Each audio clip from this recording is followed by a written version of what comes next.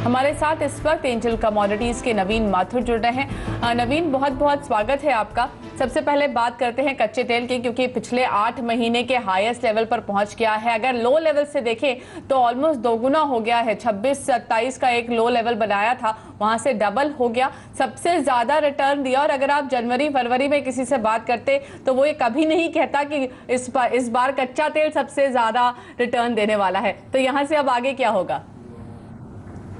मुक्ता, good morning. सबसे पहले तो मैं ये, आपने जो कहा कि अगर जनवरी फरवरी में किसी से बात करते तो वो कोई नहीं कहता कि मतलब कि कच्चा वायदा और कच्चा तेल जो है इतना तेज होगा। पर I must say it once that not on your channel but in one of the programs at the BSC, and which was organized by Z live program in January, I said that crude would be the best commodity to look out for. One commodity to look out for, and that would be the crude. So January was the month when I said this, and we have already seen तकरीबन 80 to 90% की जो तेजी आई है from the low levels of $25-26 to approximately $52, almost 100% of the jump in last 5-6 months. So मतलब कि मानना यही था उस टाइम भी मुग्धा कि जो इफेक्ट्स हुए हैं ओवर सप्लाई को लेके पिछले 2 साल में, उसकी वजह से कैपिटल एक्सपेंडिचर जो यूएस शेल गैस या शेल ऑयल कंपनीज का था वो काफी कम हो गया था।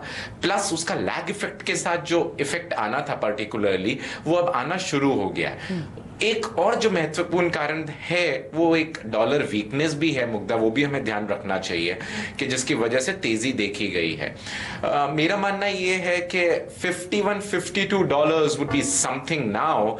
Fundamentally we are keeping all the news and currency aspects constant as of now, where crude markets जो हैं वो consolidate करने चाहिए।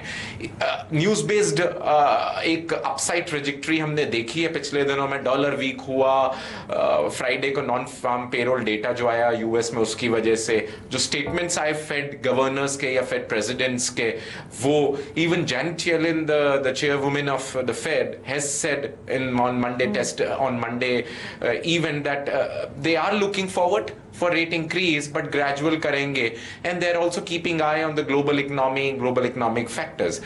Plus ब्रिटिश जो रेफरेंडम है EU वाला, Britain exit from the EU referendum on the 23rd of June is also very important, which I think the Fed will keep an eye on that. तो ये सब कारणों की वजह से हम एक तेजी देख रहे हैं। Nigeria, Canada, all these issues with respect to crude oil also help the prices to move up. तो 100% की जंप आई है मुग्धा यहाँ पे जनवरी में, जब 23-24 या $25 के लेवल्स थे, आज $52 के लेवल है। And I am happy to say that that was the prediction by us from Angel that we would see one commodity giving the best return would be crude, even when the crude was lowest of 13 years at that particular point of time.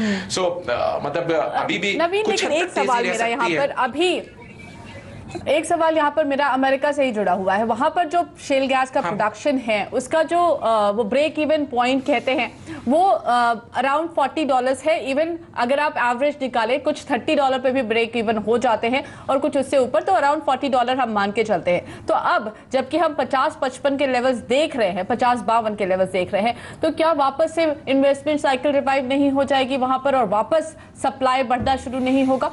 ठीक है, थोड़ा time लग सकता है, 2-3 महीने लग सकते हैं। आपका क्या व्यू है?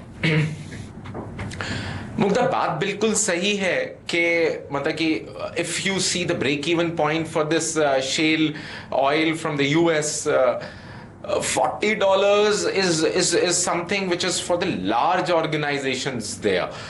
बट अगर आप देखें ये जो रेवोल्यूशन आया है ना 2012 से शेल ऑयल का यूएस में, that was largely scattered across small oil exploration companies also. अगर आप पिछले कुछ महीनों के क्लिपिंग्स देखें, जो न्यूज कवरेज आई, उसमें जितनी भी बड़ी कंपनीज हैं मुग्धा, उन्होंने अपना जो कैपिटल एक्सपेंडिचर है पिछले 1 साल में वो काफी कम कर दिया था फॉर एक्सप्लोरेशन पर्पसेस।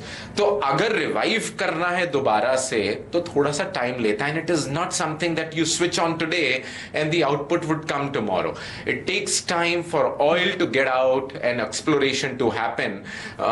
तो मुझे लगता है कि इतनी जल्दी ये होगा नहीं, पर आपकी बात कुछ हद तक सही है कि ये अगर स्तर $45-50 ब्रेक इवन लेते हैं और $50 के आसपास भाव है तो कुछ हद तक सप्लाई दोबारा से आ सकती है, पर again that would come with a lag effect, and as of now it is not that particular effect which is impacting the prices, it is more to do with the currency factor plus the fundamental कारण जो है Nigeria, Canada and Venezuela को चलते मतलब कि जो लेके वो इफेक्ट कर रहे हैं प्राइसेस को। But still $50-51 is something, Mugdha, where we feel that the market should stabilize, keeping discount of all the news which has happened in recent times.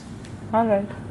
Okay, तो 50-51 के आसपास स्टेबलाइज होगा कच्चे तेल का दाम, थोड़ा बहुत ऊपर नीचे हो सकता है, लेकिन आज के लिए सलाह यह है कि आप 3,400 के आसपास खरीदिए। 3,500 के टारगेट के लिए 3,360 पर आपको इस सौदे में स्टॉप लॉस लगाना है। नवीन, सोने में क्या हो रहा है? क्या यहाँ पर फिर से हम 30,000 रुपए के ऊपर का दाम देखेंगे? 29,700 के भाव जो है वो MCX में अभी भी हैं मुग्धा। डॉलर डिप्रिशिएट हो रहा है, उसी की वजह से हमने देखा पिछले 3-4 दिनों में गोल्ड तकरीबन $1,210-1,220 से तकरीबन $1,260 के आसपास इस टाइम ट्रेड कर रहा है। Only and only the weakness in the dollar index is giving the price of gold on the higher side. There is nothing at all in fundamental factors as of now which will take the prices beyond 30,000 rupee levels or $1,300 levels. It is just the reaction of dollar index which is getting depreciated or weakness.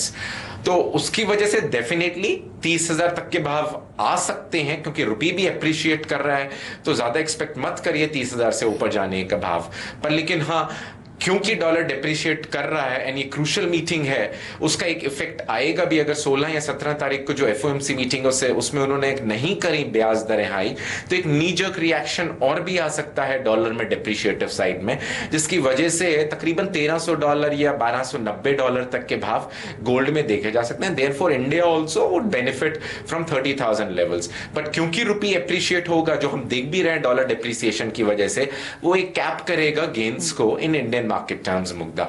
फिर भी अगर किसी को intraday में trade करना है तो तकरीबन 29,650 के आसपास बाइंग करें। स्टॉप लॉस जो है 29,450 का लगाएं, और जो टारगेट्स हैं ऊपर की तरफ वो तकरीबन 29,900 के देखे जा सकते हैं ड्यूरिंग द डे। ओके, 29,900 का एक टारगेट यहाँ पर आप रखकर बाइंग कर सकते हैं। लेकिन नवीन, सिल्वर वहां पर आज इनफैक्ट वो आउट परफॉर्म कर रहा है सोने को, लेकिन एक अगर आप चांदी का डेल्टा देखें तो वो हमेशा ही ज्यादा निकल कर आ रहा है। ज्यादा हाई बीटा स्टॉक जिन्हें कहते हैं, हाई बीटा कमोडिटी हो गई है। जिस दिन सोना बढ़ता है चांदी तेजी से बढ़ती है, और जिस दिन गिरती है उस दिन चांदी में ज्यादा गिरावट आती है। तो क्या कहेंगे चांदी के बारे में इस वक्त? क्या हम माने कि चांदी ज्यादा तेजी से आगे और बढ़ेगी? मुग्धा, ये हाई बीटा कमोडिटी हमेशा से ही रही है। मतलब कि जब भी आप देखिए गोल्ड के प्रति सिल्वर हमेशा बहुत वॉलेटाइल रहा है, और मेरा हमेशा ये मानना है, चैनल्स पे कहना या जिससे भी बात होती है, it's a very very dynamic commodity. एक तो इंडस्ट्रियल मेटल इफेक्ट आता है इसमें, और एक प्रेशियस मेटल इफेक्ट आता है, plus there are some speculative tendencies in this particular commodity, and therefore it is a high beta commodity versus gold. तेजी है क्योंकि बेस मेटल्स भी तेज हुए हैं, प्रेशियस मेटल में भी तेजी है, डॉलर भी वीक हो रहा है, तो उसके चलते चांदी में भी तेजी देखी जा सकती है। तकरीबन जुलाई कॉन्ट्रैक्ट MCX में 40,500 के लेवल्स के आसपास मुझे लगता है कि बाय करना चाहिए for an intraday position. Stop loss लगाएं तकरीबन 40,200 का, एंड टारगेट्स ऊपर की तरफ तकरीबन 41,300 से 41,500 तक के देखे जा सकते हैं। ओके, तो ये सलाह है चांदी पर इस वक्त 40,500 के स्तर पर आप इसे खरीद सकते हैं 41,300 के टारगेट्स के लिए। बेस मेटल्स की आप बात कर रहे थे नवीन, वहां पर बहुत बढ़िया तेजी देखने को मिल रही है। अगेन डॉलर में जो कमजोरी है, डॉलर इंडेक्स जो वीक हुआ है उसका कुछ सपोर्ट मिल रहा है, लेकिन 1% के आसपास की तेजी सारे बेस मेटल्स में। क्या अब भी कहीं मौका है खरीदारी करने का, या फिर शॉर्ट में पोजीशन बना लेनी चाहिए? हालांकि अभी डॉलर में वापस से स्ट्रेंथ आ जाए ऐसा दिखाई तो नहीं दे रहा, तो क्या तेजी बनी रहेगी? मुग्धा, स्ट्रेंथ तो दिखाई नहीं दे रही है डॉलर इंडेक्स में। जिस तरह से स्टेटमेंट्स या व्यूज आ रहे हैं यूएस से, फेडरल रिजर्व गवर्नर्स या प्रेसिडेंट्स के, and even as I said the Janet Yellen है chairwoman for the Fed reserve in the US, तो लगता नहीं है कि जून की मीटिंग में एफओएमसी ब्याज दरें बढ़ाएंगे। पर हो सकता है कि कुछ स्टेटमेंट ऐसा आए जिसमें ये दर्शाया जाए कि हो सकता है कि जून में नहीं हो पर जुलाई में दोबारा से कुछ एक्सपेक्टेशन बन जाए ब्याज दरों को बढ़ाने के लिए। क्योंकि मुझे लगता है जब तक जो ब्रिटेन का फैक्टर है, Britain exit factor would also pan out from the referendum side on 23rd of June। सो अगर वो कुछ स्टेटमेंट निकल कर आती है स्ट्रॉन्ग, तो दोबारा से डॉलर इंडेक्स गेन कर सकता है in a short to medium term. But as of now I don't think so that dollar index would gain strength largely, and dollar may remain quite weak for some more time till we don't see the final version of the FOMC statement for this particular month meeting। इसलिए index क्योंकि weak रहेगा, plus जो कारण है international factors on the economy also are slightly improving, they are not very depressive statements on the economy across the globe. और China में भी कुछ हद तक चीजें स्टेबल हो रही हैं, जिसके चलते हम देख रहे हैं कि भाव जो हैं वो थोड़ा ऊपर की तरफ ले रहे हैं। $4,600 का लेवल है कॉपर का LME पे, एंड इंडियन मार्केट्स की अगर बात करें तो तकरीबन 307 के लेवल्स हैं MCX में। बाइंग करके चलना चाहिए 304 या 305 के लेवल्स पे। टारगेट होगा 310 और 11 का, एंड स्टॉप लॉस जो है वो नीचे की तरफ लगाएं 301 या 302 का। ऑलराइट, नवीन बने रहिए हमारे साथ। देते हैं यहाँ पर एक छोटा सा ब्रेक, आगे बताएंगे चना वायदा पर क्यों बढ़ी है सख्ती। बने रहिए।